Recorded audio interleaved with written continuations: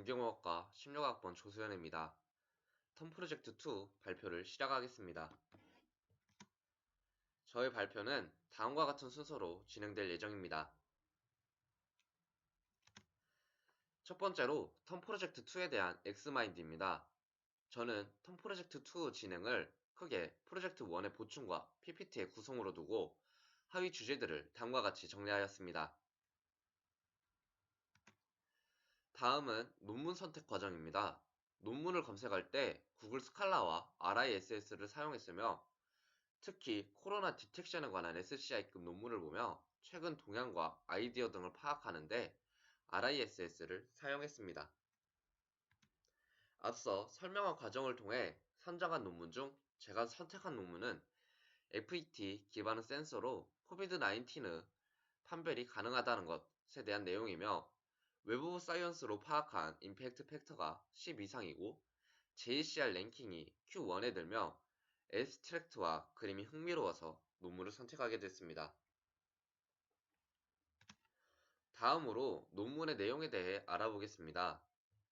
논문에서는 즉각적인 진단이 가능하며 검사를 하기 위한 전처리 과정이 필요하지 않다는 점, 또한 적은 농도의 사스 코로나 바이러스 함량으로도 판별이 가능하다는 것을 이 FET 바이오 센서의 장점으로 제안하고 있습니다. 이 센서의 기본적인 개념은 왼쪽 사진을 통해 볼 수 있듯이 피검사자의 코 깊숙한 곳에서 채취한 분비물을 FET 기반의 바이오 센서에 올리게 되면 전기적인 신호의 변화로 코비드-19는 판별이 가능하다는 것입니다. 이를 구현하기 위하여 PBS가 결합된 그래핀 시트에 사스 코로나 바이러스 항체를 고정하게 되며 이 항체가 사스 코로나 바이러스 항원과 반응하게 됐을 때 전기적 신호의 변화로 피검사자의 코로나 바이러스 감염 여부를 판별하게 됩니다. 앞서 설명한 내용을 보충하기 위해 코로나 바이러스 2의 구조를 설명해 드려야 할 것 같은데요. 사스 코로나 바이러스의 경우 크게 총 4가지 단백질로 구성되어 있습니다. 이 중 스파이크 단백질은 돌기 모양을 띠는데 이 단백질이 항원 항체 반응에 주로 기여되는 단백질로 인간의 ACE2와 반응에 감염이 진행됩니다. 이러한 특성으로 인해 FET 바이오 센서는 사스 코로나 바이러스 이의 항원의 단백질 스파이크 단백질을 타겟으로 두고 있습니다. 다음으로는 논문의 핵심 내용을 그래프를 통하여 요약해서 설명해 드리도록 하겠습니다. 그림 A 그래프의 경우 순수 그래핀 시트와 PBAS가 결합된 그래핀 시트에 비해 사스 코로나 바이러스 2의 항체가 결합된 시트가 전압 대비 전류의 기울기가 감소하였다는 것으로 항체가 시트에 잘 결합되었다는 것을 제시하고 있습니다. 그림 B 그래프의 경우 첫 번째로 사스 코로나 바이러스 항체가 있을 때와 없을 때의 전류 신호의 차이로 사스 코로나 바이러스가 잘 검출되고 있음을 보여주고 있으며 또한 사스 코로나 바이러스 항원의 농도에 따른 전기적 신호를 보여주고 있습니다. 특히 1펨토그램/ml의 매우 낮은 농도의 검체로도 판별이 가능함을 보여주고 있습니다. 그림 C 그래프의 경우 메르스 코로나 바이러스 때는 전기적 신호 변화가 없지만 사스 코로나 바이러스 때는 전기적 신호가 변하는 것을 통해 메르스 코로나 바이러스와 사스 코로나 바이러스의 구별 가능성을 보여주고 있습니다.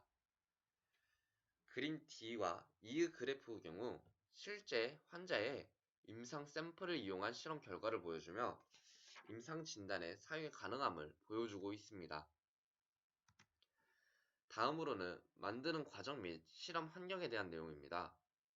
첫 번째로 사스 코로나 바이러스 2의 항체를 그래핀에 고정시킨 방법으로 다음과 같이 설명하고 있습니다. 두 번째로 실험에 사용된 바이러스를 배양한 방법으로 다음과 같이 설명하고 있습니다.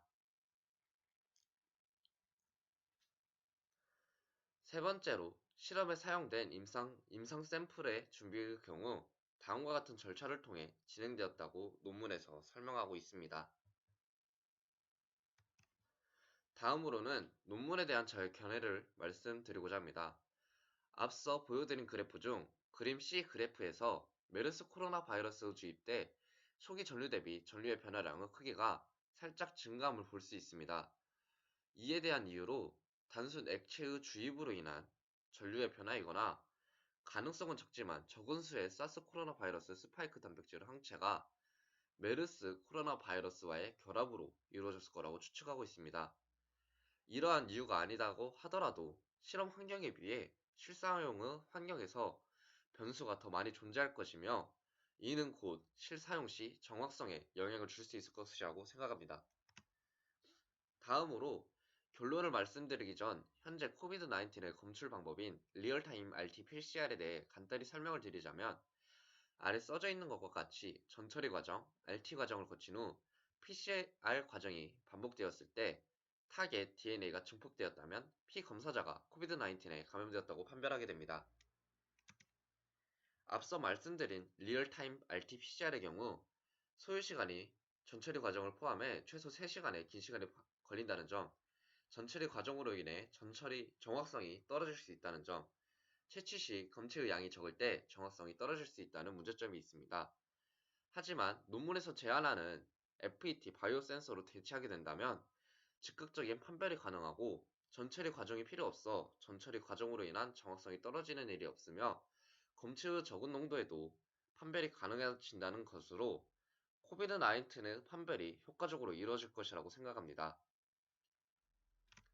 이를 끝으로 발표를 마무리하도록 하겠습니다. 감사합니다.